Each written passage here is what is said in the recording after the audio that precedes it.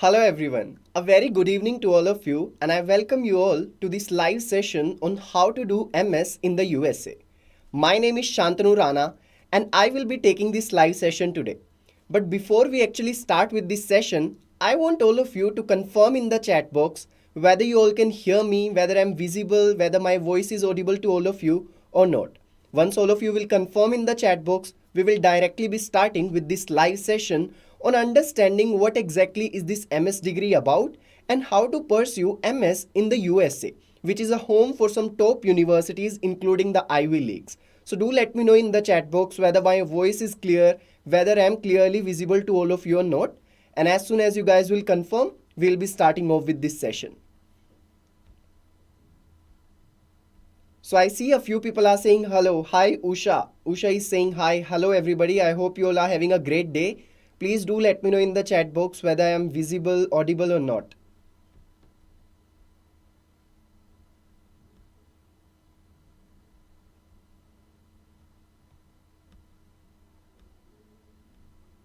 Great. I see a few people are saying yes. Okay, perfect.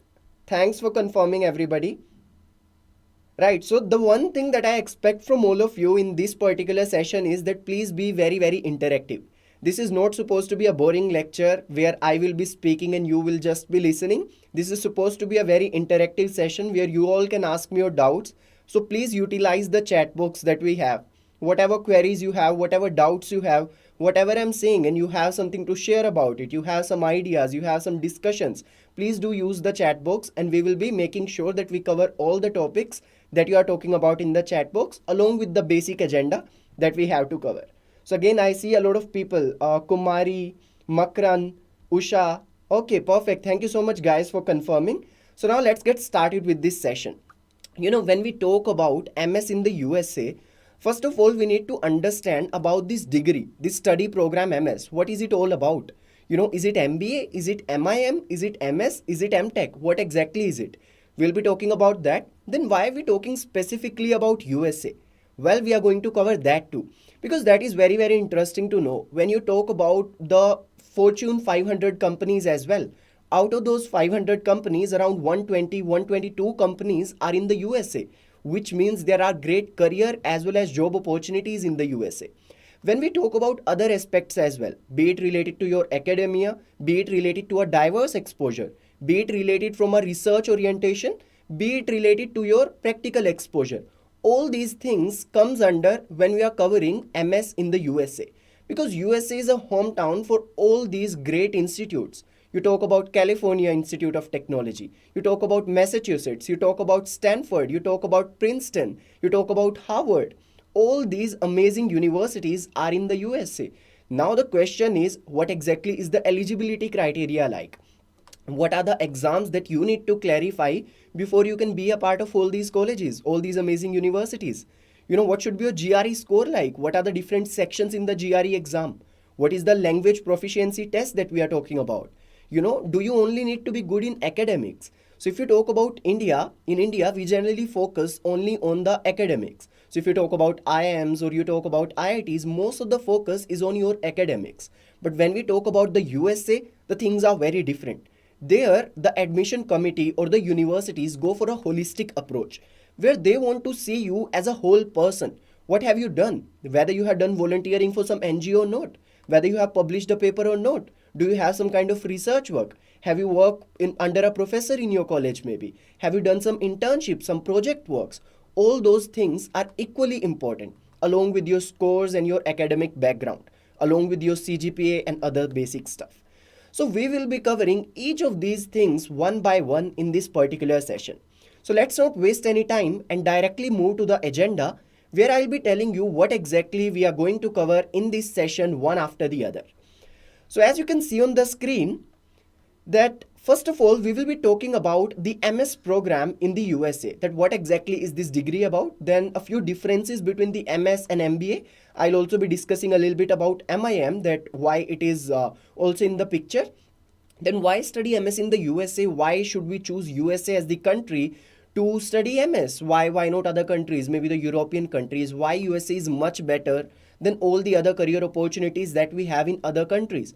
We'll be talking a little bit about that. Then the eligibility criteria for MS, preparing for GRE, TOEFL, we'll be talking about what these exams are, what are the primary sections in these exams. Then components of a good SOP. Now what is an SOP? A statement of purpose. What is a statement of purpose? What are the different components of it? We'll be talking about that. And then finally, towards the end, we will be talking about the primary sections of an LOR. Now an LOR is letter of recommendation that is given to you by your professors or maybe by your managers, your reporting managers, people you have worked with who have guided you, kind of mentored you. So they will be recommending you to those universities, to those colleges. Right, so we'll be talking about all those things one after the other, and towards the end we will spare some time to take your questions. So throughout this session, whatever queries you have, whatever doubts you have, please make sure you put it in the chat box right away, so that either we can discuss it throughout the session, during the session, or towards the end we'll spare some 5 to 10 minutes and we'll have a look at the chat box where we will be taking all those questions and all those queries. Right, so I hope we all are good to go, and now you can just tell me in the chat box if you have any expectations from this session, you are expecting anything other than this agenda, and I'll try my best to cover all those topics as well. So now, as you can see over here, first of all, let's talk about the MS in the USA. You know, a lot of you must be knowing this. It is very basic that MS stands for Master of Science.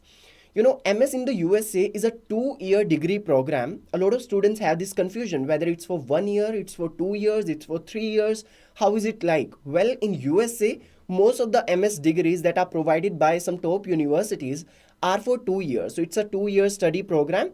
It is offered by around 70% of the US universities. A lot of good institutions are providing these programs in different domains, in different specializations. MS in the USA primarily includes STEM courses. Now a lot of you may have this question that what are STEM courses? Before I tell you, I would like to I would like all of you to tell me in the chat box, what do you think are the STEM courses? So I want all of you to tell me in the chat box, do let me know. Let's have a discussion about that. What are STEM courses? What if you are interested in the business domain subjects? So if you are interested in, let's say, finance, marketing, will you go for an MS? Will you go for an MBA or an MIM? What is the difference between all those things? Do let me know in the chat box, and then I'll be covering the same thing over here.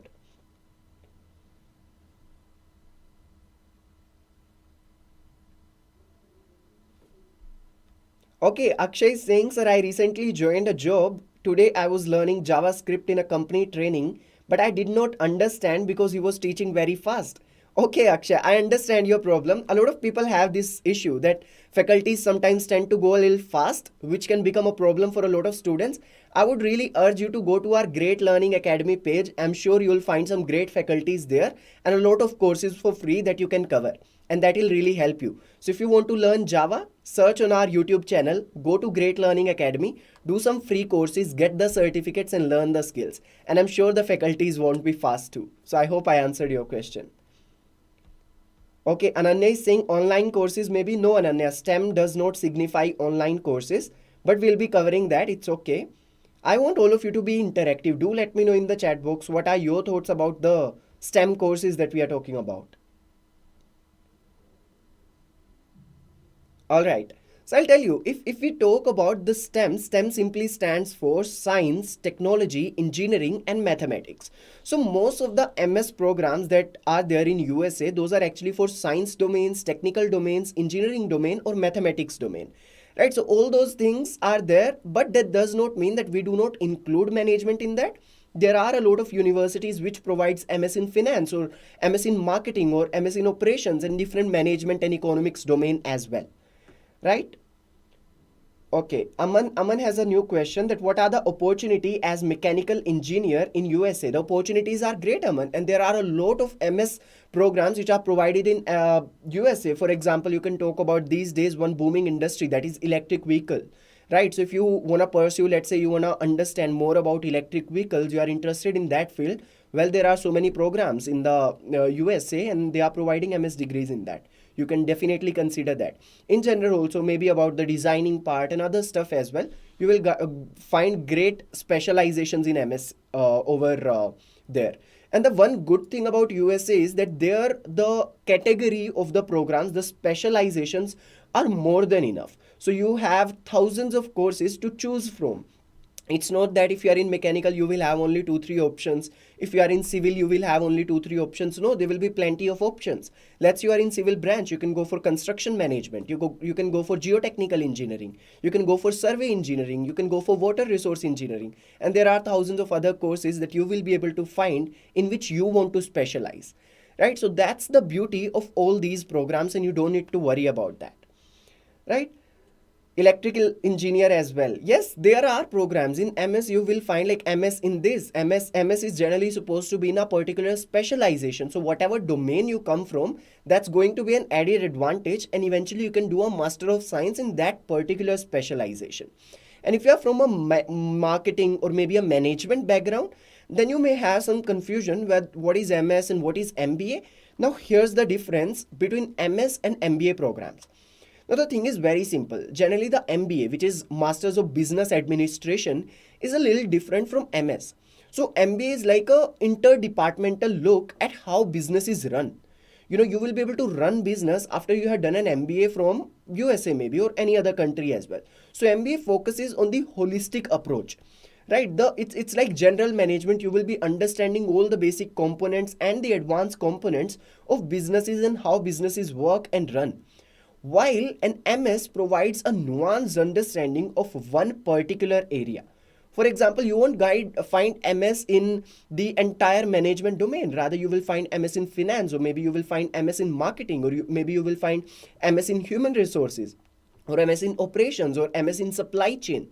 Similarly, in the technical stuff as well, let's say MS in data science, or MS in computer science, or MS in electric vehicles, or maybe MS in geotechnical engineering, whatever background you come from. So that is the basic difference between MS and MBA, that MBA gives you a more holistic approach. It's like an interdepartmental look at how business is run. However, MS is a specialized degree in a particular area of study. So it will be MS in finance, or if you are into management domains. If you are into engineering, then it can be from civil branch, it can be from mechanical, electrical, computer science, EC, whatever branch you are from, you will find a lot of specializations in all those areas. And then finally, the top domains like data science, machine learning, artificial intelligence, all those domains are also there if you want to pursue your MS in these domains. So that's like a specialized area, a specialized degree you will be getting in a specific area of study. So I hope the difference is clear to you guys, that what is the difference between MS and MBA. Now the next question that a lot of you may have is about MIM. So again, I want all of you to tell me in the chat box that what do you guys think about the MIM program, that is mostly Masters in Management. So if you talk about MIM, actually its origin is from Europe. Right now there are a few companies like in USA, there are a few colleges and countries other than USA as well, where MIM degree is provided. But generally an MIM is for 1 year. It's from 12, 13 months or 10 months like that. It is around 1 year. And an MBA degree is for 2 years. And MIM generally does not focus on one area of specialization or does not cover the holistic idea. So MIM is generally for the recent graduates and people who do not have a lot of experience. However, MBA is quite advanced of a degree where you will be getting a lot of exposure to the corporate world, to how the business actually runs. But in MIM, you will be understanding the basic foundation of maybe marketing, of maybe the other units of businesses as well. And MIM is for around 1 year and MBA is for around 2 years. And MIM origin is in Europe. So most of the European colleges or the universities that you will find there, they focus mostly on MIMs, and that program is given to students, that degree is provided to students. But when we talk about the MBA programs, those are more famous when we talk about countries like USA. There the idea of providing an MBA is very simple, that you are able to run a business after that. You're able to understand the different components and the different units and the different structures within a business. That's the idea when we talk about MBA. It's quite an advanced of a degree when compared to MIM. Now moving forward, let's try and understand that what are the different reasons and why there is so much hype about studying MS in the USA.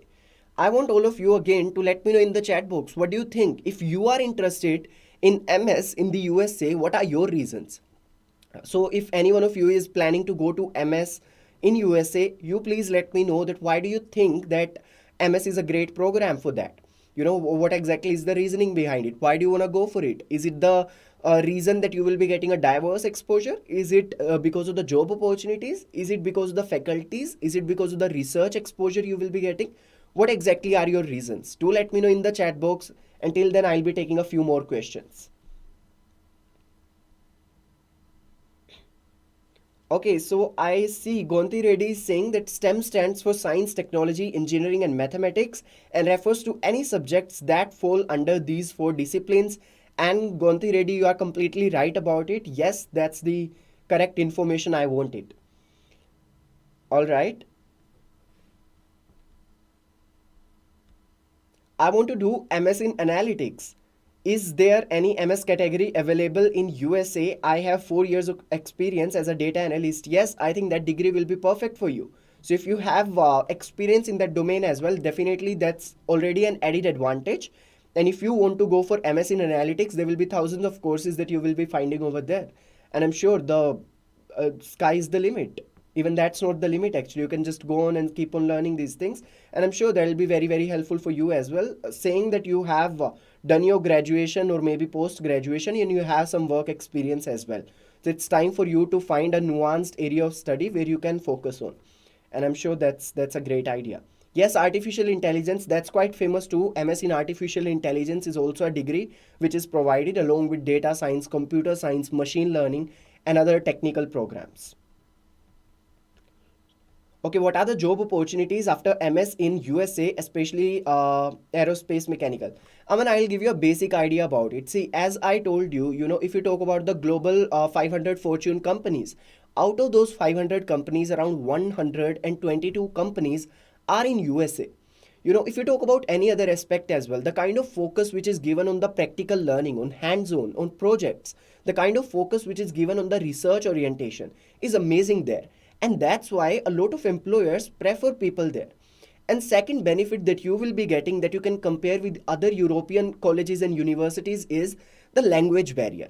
In USA, you do not have any language barrier as such. But if you go to, let's say, Germany, you go to France, you will have some kind of language barrier. Especially if you graduate or postgraduate, you have done your masters and stuff, and after that you are applying to jobs, there can be some language barrier. You will have to learn German, maybe Spanish, maybe Swedish, maybe French. Right? But if you talk about USA, everything is done in English. You prove your proficiency in English and you are good to go. So there is no language barrier. That is also one added advantage which will really help you in your career opportunities once you have pursued your MS. So I hope I have answered your question. Okay, so Prachi is saying, Prachi Mishra, that better career opportunity and on-site opportunity as well. And yes, Prachi, you are right about it. As I told you, in India, we generally focus only on the academics part, but when they hire, when they, take students for their colleges, their universities, the admission committee mostly focuses on students, their entire personality overall. What you have done, whether you are a part of some theater in your college, whether you are part of some photography club in your college, whether you have done some kind of creative work, whether you have a YouTube channel, whether you are working for an NGO, all those things comes into the picture as well, along with your academics, along with your CGPA, along with your internships, projects. All those things are combined, and that's why you get a very good exposure. And in general also, there the system is in such a way that you will be focusing on the theoretical aspects along with hands-on, along with practicality, along with the research part of it. So you will be covering all of it, and you will be having a holistic approach about getting into that particular nuanced area of study, which will really help you in terms of getting a job, in terms of having a career in that particular domain too. Okay, so Tejas is asking me that I had done my BCA in Big Data Analytics. Can I do MS in Data Science? Yes, you can do that, Tejas. The thing is, I'll be clear about one thing over here. So in a certain universities in USA, there can be one issue that a lot of universities will ask for a 16 years of prior education. So if your degree is for 3 years, let's say a BSc or any other degree which is for 3 years, then it can be a little problematic, but that can be resolved as well. Only a few universities may ask for that, but that can be the case for some good institutions as well. And if you want to apply to those institutions, maybe you can go for 1 year of diploma program or some certification program, and eventually you can prove that you have done 16 years of prior education, and now you want to move to MS. So few universities may have this eligibility criteria that they want you to complete 16 years of education. So 12 years you will be in your school around, and then around 4 years of bachelor's degree they may ask for, that you can show. If your degree is for 4 years, let's say bachelor's of technology, then that's not an issue at all and you can directly go and apply. But if your degree is for 3 years, then maybe you will have to do some diploma and you will have to prove that you had done 16 years of prior education, and then maybe you can go forward with your application.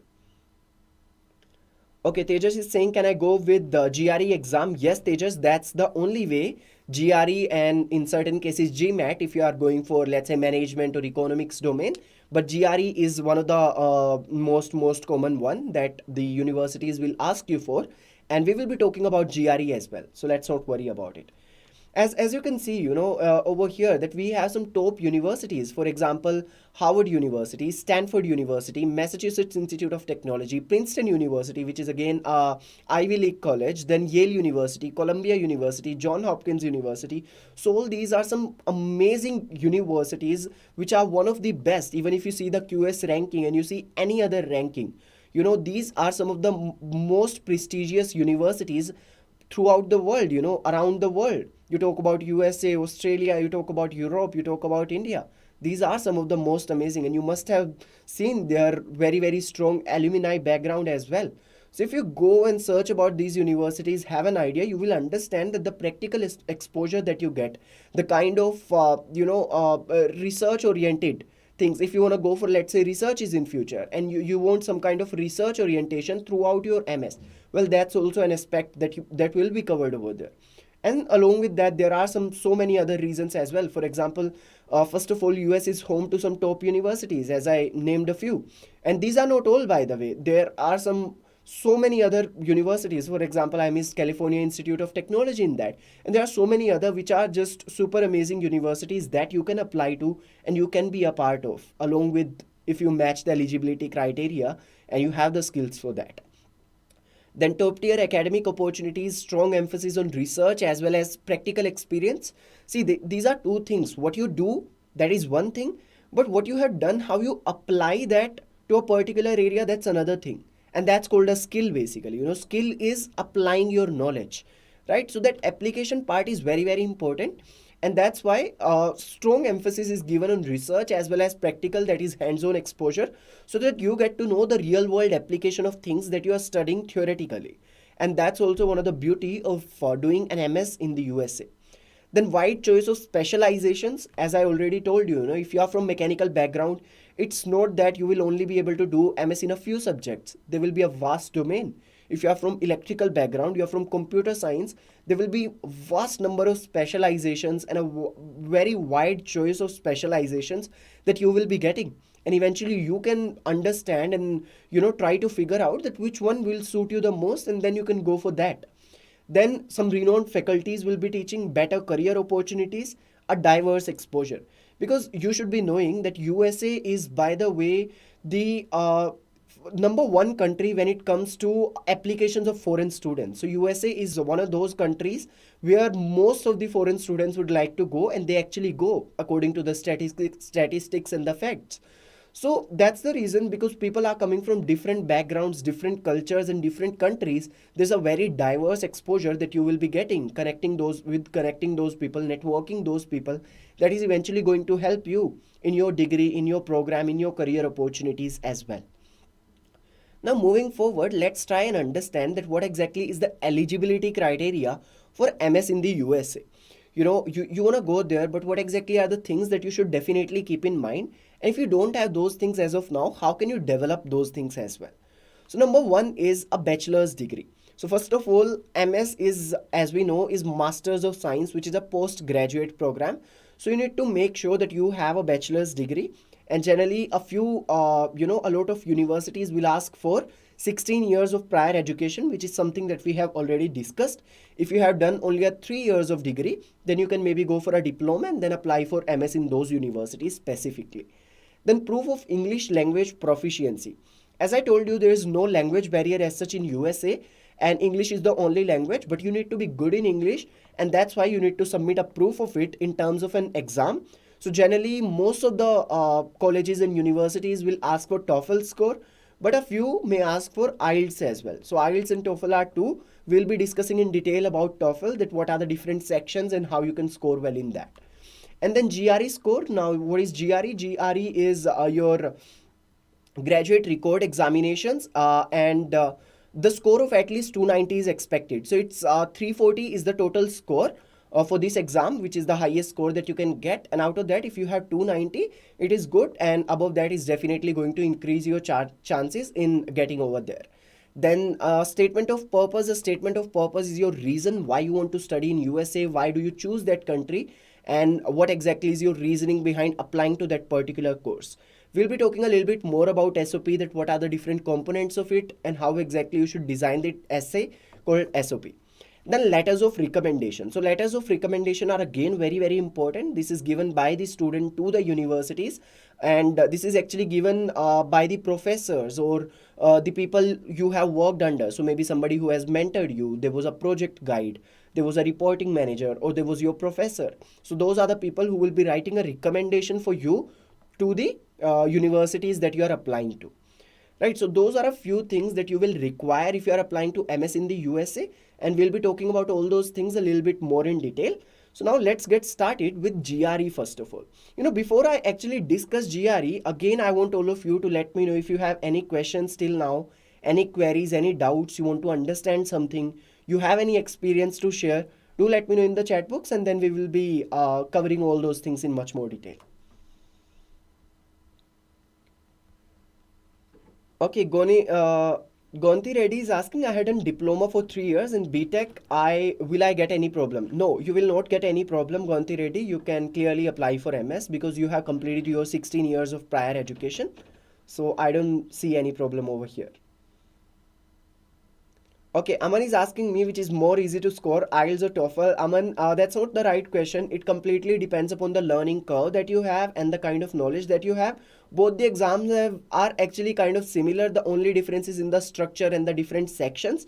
But we will be discussing more about TOEFL because that is more into the picture when we are talking about USA. So a lot of universities and colleges will actually be asking for TOEFL specifically, especially the renowned universities, which are some prestigious universities. They'll only be asking you for TOEFL, so it's good that we'll be covering that. But no need to worry, we'll be covering that in detail. So as of now, you can keep it on hold. Okay, Sandeep is asking me the total fee structure of these universities. So the fee structure actually depends, Sandeep, whether you have got a scholarship or not. All those things will also come into the picture, whether you are applying for a management program, which program you are applying to, and which college you are applying to. So all those things will be there, and based upon that, your fees is actually set to be a specific number. So it's going to be a range, and we cannot just give it like one number that's going to be the fees. Okay, Aman is saying for fall 2023, I can prepare starting from today. Yes, you can, and I'm sure you will be able to crack. I hope like you do that with all the skills that you require. I'm sure you will be able to do that, Aman. Yes, perfect. All right. Okay. Now let's talk about, I already see quite a few people are asking about GRE. Now let's talk about GRE a little bit.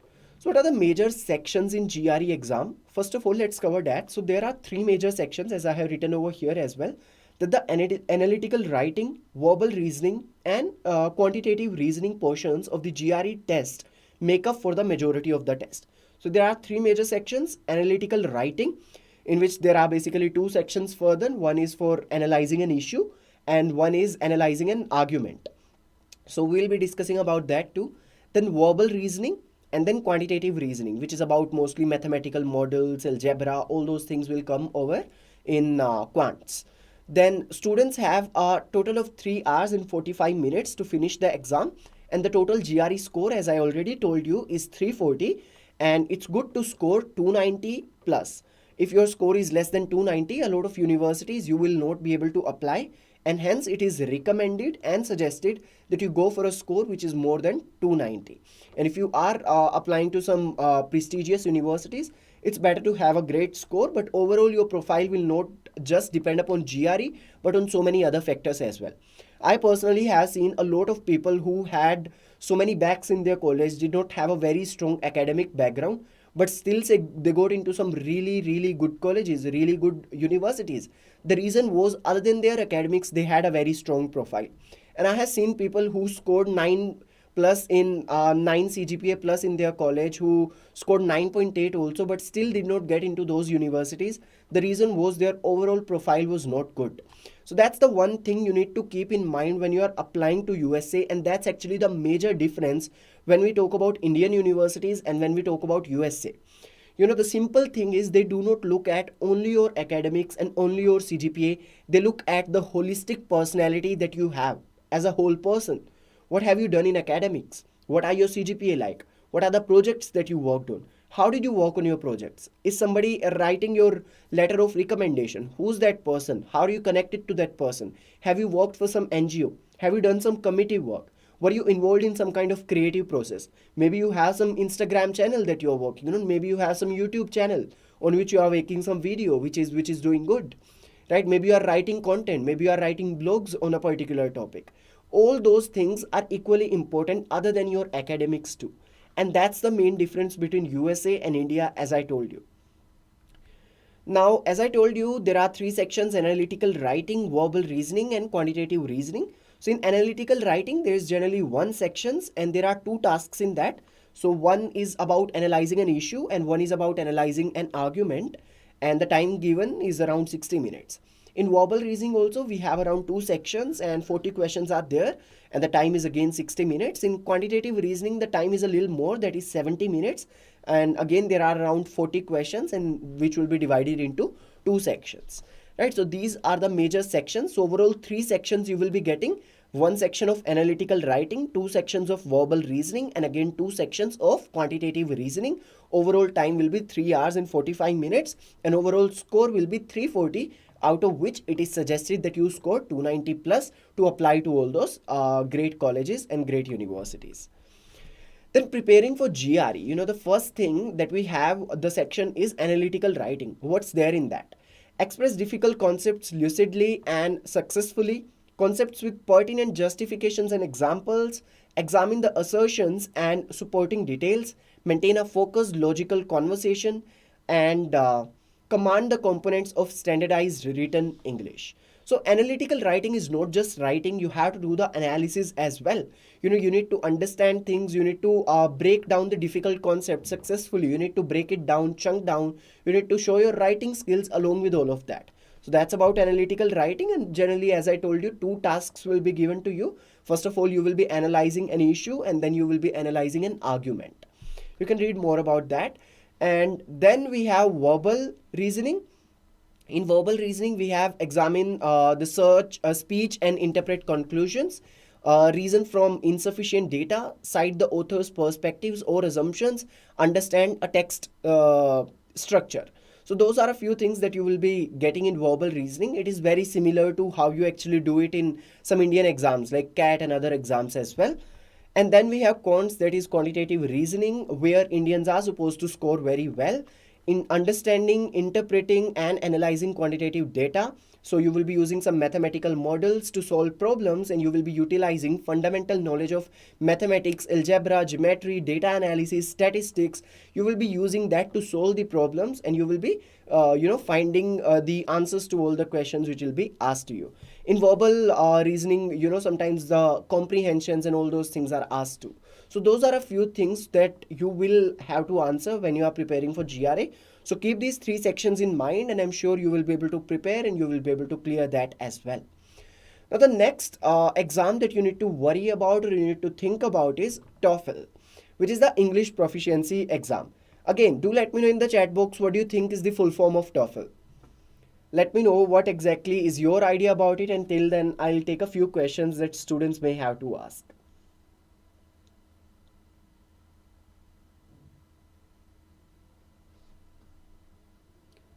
Okay, Shri Hari is saying that waiting for my question. Okay, Shri Hari, can you please rephrase it a little bit because I'm unable to understand. Also, maybe I have missed your question because there are so many people texting right now. So please, can you ask your question again so that I can answer it properly?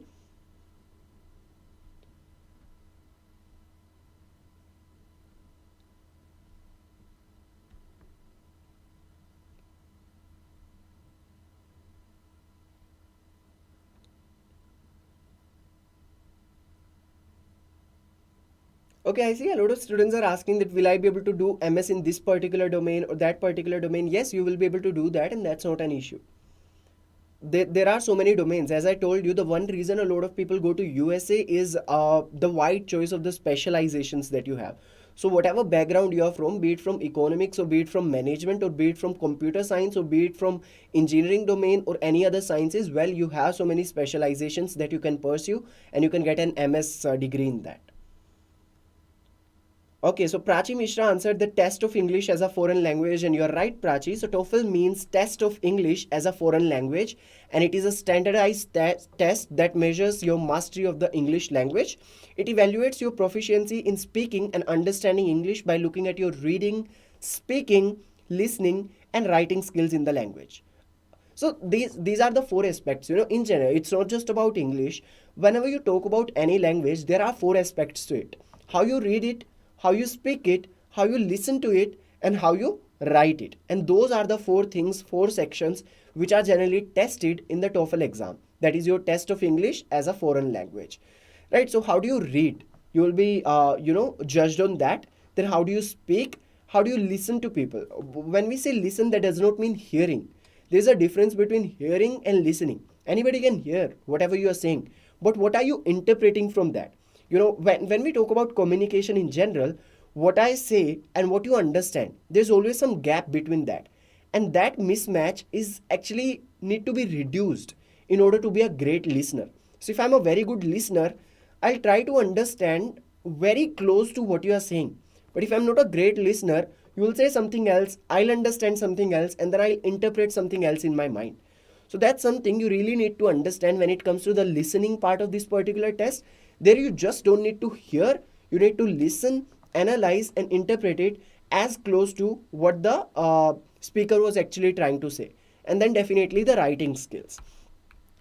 So these are the four skills that will be tested. As I told you, reading, listening, speaking, and writing. You get a break as well in the middle. So reading, you will be getting some 30 to 40 questions. In each of these sections, the maximum score that you can get is out of 30. So overall score for this TOEFL exam will be 120. That is 30 plus 30 plus 30 and plus this 30. Right? And out of that, it is generally said that 90 to 100 is supposed to be a good score. But whatever you're getting, I hope like that's meeting the eligibility criteria of the college or the university that you are applying to. So in reading, you read 3 to 4 academic texts and responding to questions based on them.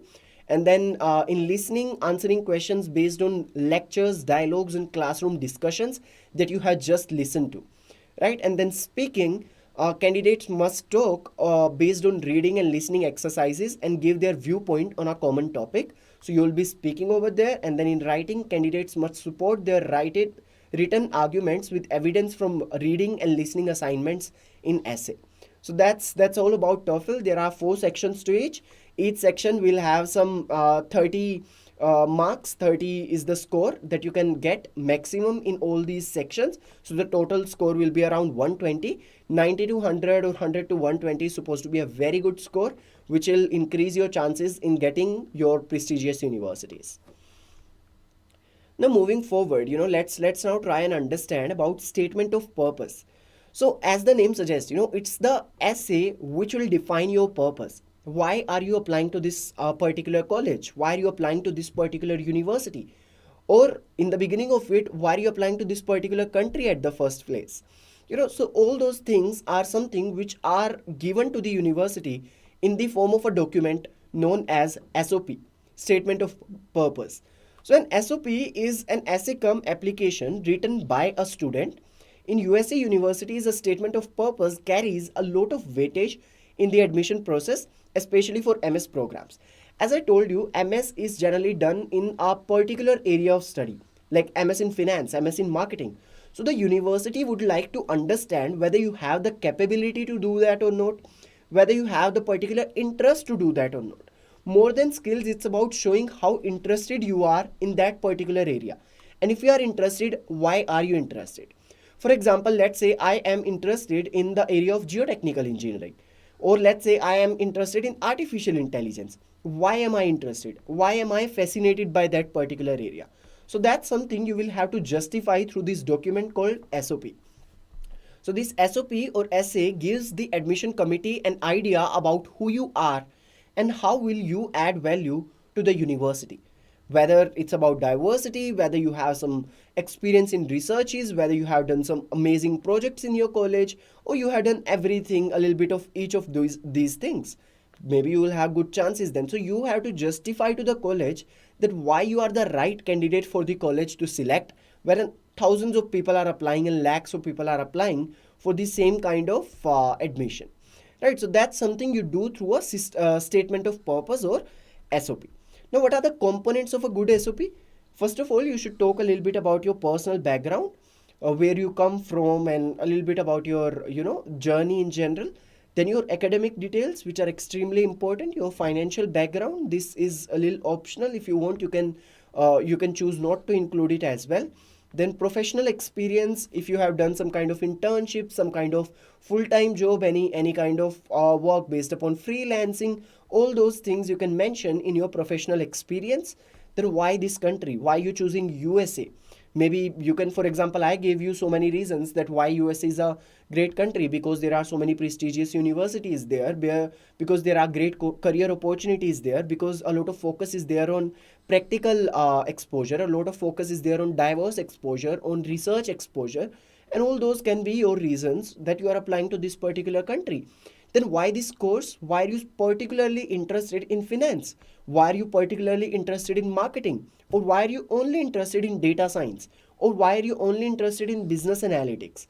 Right, those are a few questions. So if you are applying to a respective degree, make sure you have a logic for that. You can justify that you are genuinely interested in that particular area of study, in that particular course. Then extracurricular activities, whatever you have done in your college, out of your college, worked in some NGO, some volunteering, some committee work that you have done, all those things. Then any published work, any papers that you have published, if any, those definitely needs to be included, and those will increase your chances of getting into the university. Then a few short-term and long-term goals, whatever your short-term goals are like, which are your immediate goals, and then what are your long-term goals. So these are a few components of a very good SOP. Make sure whenever you are designing your SOP, you include all these 9 things that I talked about. Now, to what extent, about what thing you want to talk about, that is completely your call. But make sure these things are included, which will make your SOP very, very structured and very, very good for those prestigious universities to consider. The next thing that we have is letters of recommendation.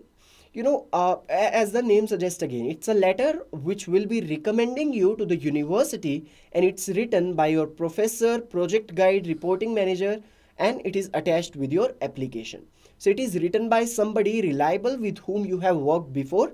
For example, I work under my manager, let's say, and if I want to go to some US university, I can ask my manager to write a letter of recommendation for me for that particular college, for that particular university. It will support your knowledge, abilities, expertise, and accomplishments. What you have done, what are your weaknesses, what are your strengths. Those are certain things that a letter of recommendation may tell the university about your personality, so that they can take a holistic approach in selecting the students, in shortlisting the students. Now, what are the primary sections? As we discuss the components of an SOP, we need to discuss the components of an LOR as well. So first of all, it should be an official letterhead, title and address of the university where the letter is being submitted. You cannot have one LOR and send it to all the universities. You can ask the faculties. Generally, all these universities will ask the person who's sending your letter of recommendation to send it to them directly through mail or through some application. Then the student employee's full name, and then referee's position, as well as how well they know the applicant.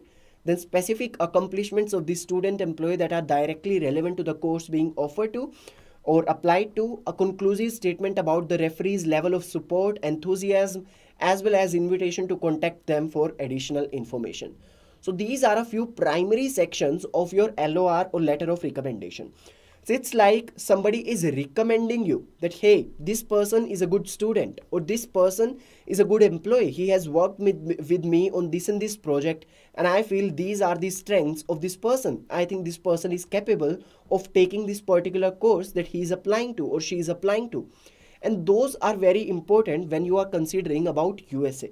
So if you apply to some prestigious institutes or universities within India, nobody is generally going to ask you for an SOP, or nobody is generally going to ask you for any kind of letter of recommendation. But it is extremely important when we are talking about the universities in USA. Their SOP as well as LOR holds very huge amount of value, which is most of the times ignored by a few students, and then they have to see the repercussions. Since you are watching this live session, I hope you are taking a note of all those things and you are keeping it in your mind that LOR and SOP are extremely important when we are talking about the USA colleges and universities. Now, the next we have is choosing the right universities.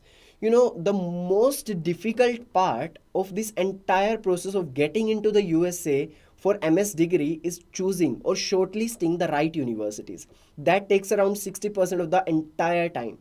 Why? Because there are so many good institutes, there are so many specializations. You need to figure out which one is actually going to work out for you. First thing is you need to choose your subject wisely. A lot of people go for colleges and do not think about the subject at all. That's not a great idea. Give equal importance to your college as well as your subject. If you are not interested in a subject, there's no point of giving so much of money. There's no point of investing so much of efforts. There's no point of investing so much of time. The most important thing is your subject that you're applying to, you should genuinely be interested in that. You should have the skill set and the passion for that.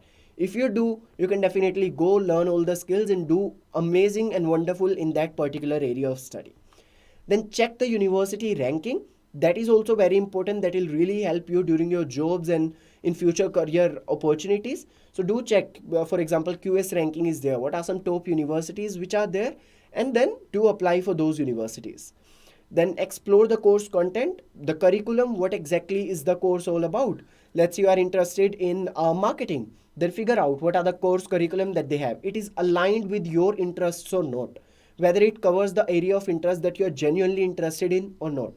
If you are interested in data science, are the course going to cover artificial intelligence, machine learning? What part of data science is the course going to cover? Are you genuinely interested in that or not? So different universities may have different curriculums and different course content. Do have a look at that and before you apply, so that you can have a better and an informed decision. Then look into campus accommodation. Now accommodation is also one thing, that is on campus accommodation or off campus accommodation. How are you going to handle that? Ask yourself that question before you even apply, so that you can help yourself choose the right university. And once you choose the university, you don't have to hustle and worry about the fact that where are you going to stay, how will you manage for the accommodation. Sort out all these things beforehand while choosing the university only. Then examine the economical aspect. That is, you definitely need to look at the fees, the course structure, whether they'll be providing some kind of scholarship, some kind of research assistant, anything, if that's a part of that particular college or university.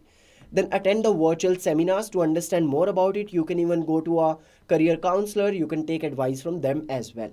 So these are a few things that you need to keep in your mind when you're choosing the right university, so that you can make an informed and a better decision. And with that, we come to the end of this particular session. Now it is time for all of you to ask me the questions that you may have related to all these different things that we have covered. So it's time for all of you to ask me the questions. So please do use the chat box and let me know if you have any questions, any queries.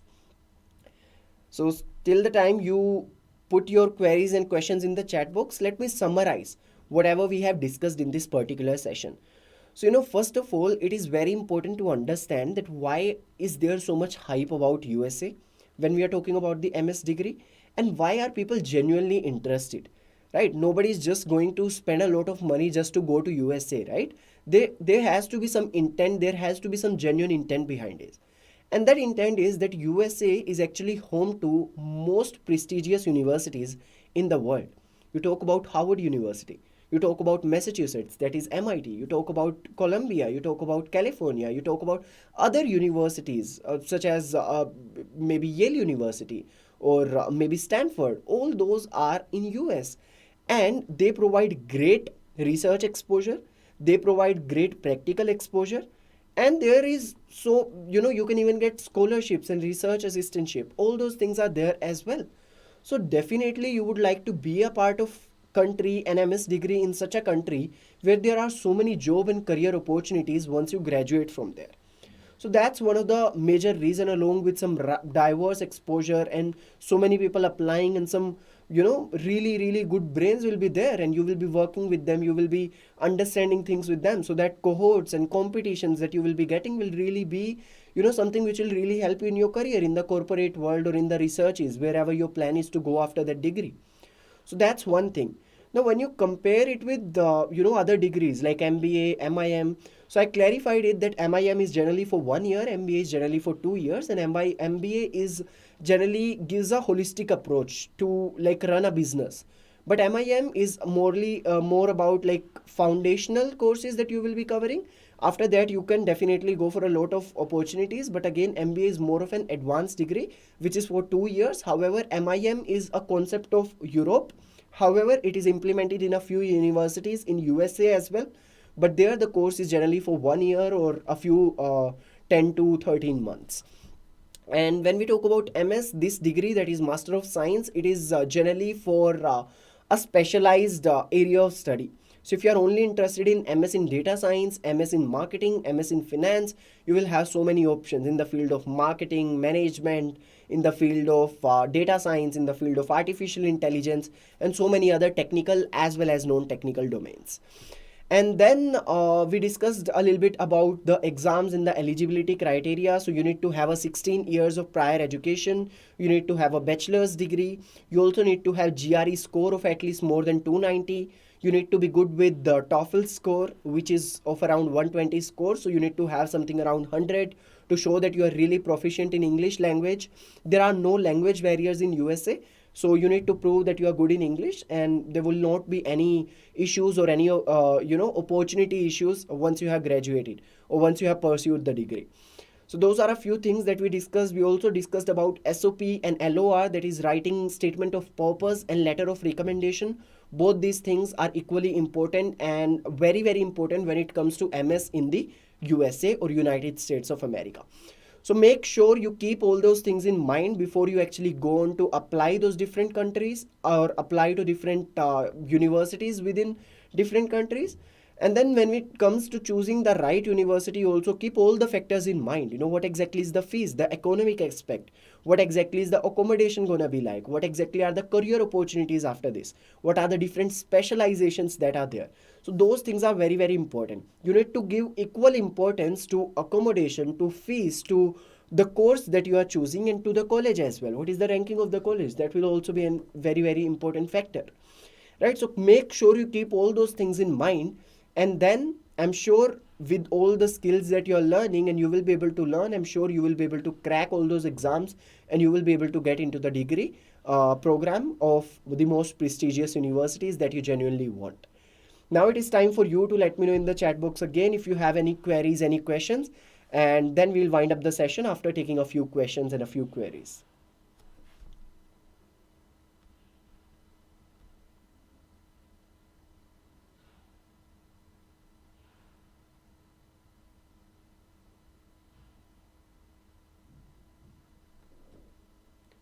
Okay, again, Harsh is asking me which one is better, USA or Canada. This session is particularly about USA, Harsh, so I would like to stick to that. But again, just to give you, since you have asked this question, to give you an overview, see, in Canada as well as in USA, the simple thing is there's not going to be a language barrier.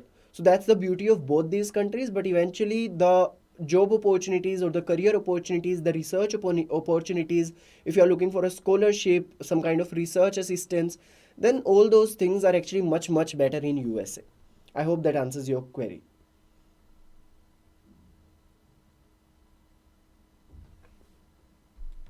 All right, so I don't see any more questions. Let me just wait for 1 more minute, and then if you have any questions, please do ask me. If there are no more questions, we'll just wind up this session.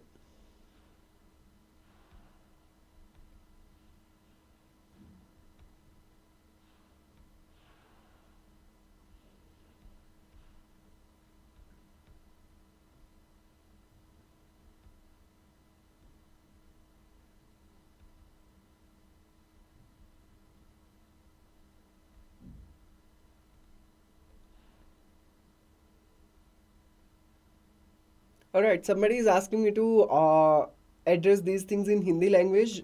Thanks for sharing your feedback, Ankit. you that's why it is very very important that you write your feedback in the chat box, so that we can eventually, provide you all those different things that you want, or all those different live sessions that you are demanding for. So definitely we can do that. We can have some other live session. We'll take this feedback and we'll make sure that things are served to you in the same manner that you are expecting. So we can have one more session which is in some other language as you are requesting. But as of now, let's stick to English, as that's the common language for all the people, that all the people who are attending this session can understand.